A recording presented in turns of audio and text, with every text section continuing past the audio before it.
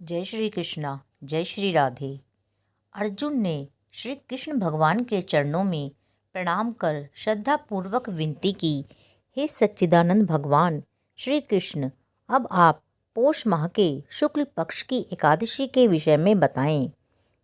इस एकादशी का क्या नाम है, इसकी क्या विधि है, और हे सखा, इस दिन किस देवता की पूजा की जाती है? कृपा करके मेरे इन सभी प्रश्नों का विस्तार सहित उत्तर दें। इस पर श्री कृष्ण भगवान बोले, हे राजन, पौष मास की शुक्ल पक्ष की एकादशी का नाम पुत्रदा है। इस व्रत में नारायण भगवान की पूजा करनी चाहिए। संसार में पुत्रदा एकादशी व्रत के समान अन्य दूसरा व्रत नहीं है। इसके पुण्य से मनुष्य तपस्वी, विद्वान तथा धनवान होता है। इस संबंध में जो लोक कथा प्रचलित है वह मैं तुमसे कहता हूँ, श्रद्धा पूर्वक सुनो। एक समय भद्रावती नगरी में सुकेतुमान नाम का एक राजा राज्य करता था। वह निसंतान था। उसकी पत्नी का नाम शैव्या था। वह संतानहीन होने के कारण सदैव चिंतित रहती थी। उस पुत्रहीन राजा के मन में भी इस बात की बड़ी चिंता थी कि उसके बाद उसे और उसके पूर्वजों को कौन पिंड दान देगा। उसके पितर भी रो रो कर पिंड लेते थे कि इसके बाद में हमें कौन पिंड देगा। इधर राजा को बंधु बांधव, मंत्री, मित्र, राज्य, हाथी, घोड़ा आदि से भी संतोष नहीं होता था।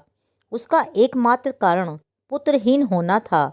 बिना पुत्र पितरों और देवताओं से उऋण नहीं हो सकते। जिस घर में पुत्र न हो वहाँ सदैव अंधेरा ही रहता है।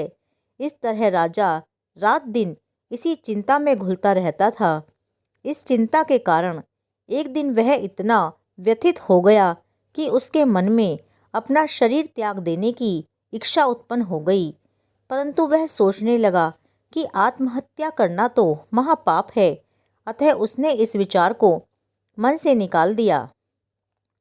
एक दिन इन्हीं विचारों में डूबा हुआ वह घोड़े पर सवार होकर वन को चल दिया। राजा घोड़े पर सवार होकर वन, पक्षियों और मृगों को देखने लगा।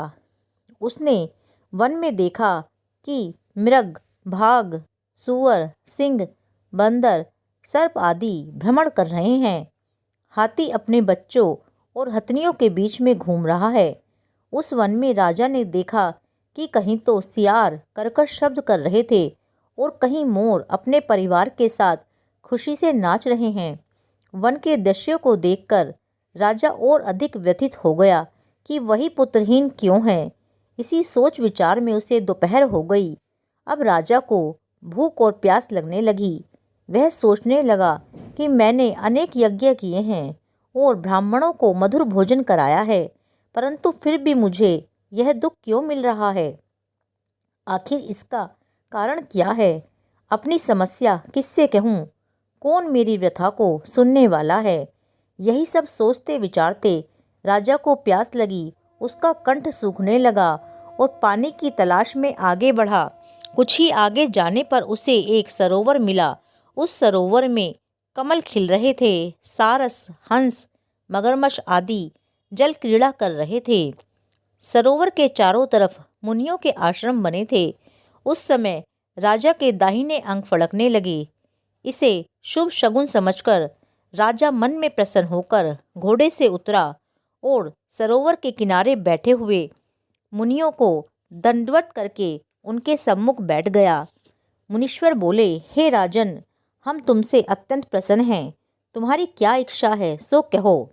राजा ने उनसे पूछा, मुनीश्वरों, आप कौन हैं और किस लिए यहाँ पधारे हैं? मुनि बोले, राजन, आज पुत्र की इच्छा करने वाले को उत्तम संतान देने वाली पुत्रदा एकादशी है। हम लोग विश्व देव हैं। आज से 5 दिन बाद माघ स्नान है और हम इस सरोवर पर स्नान करने आए हैं।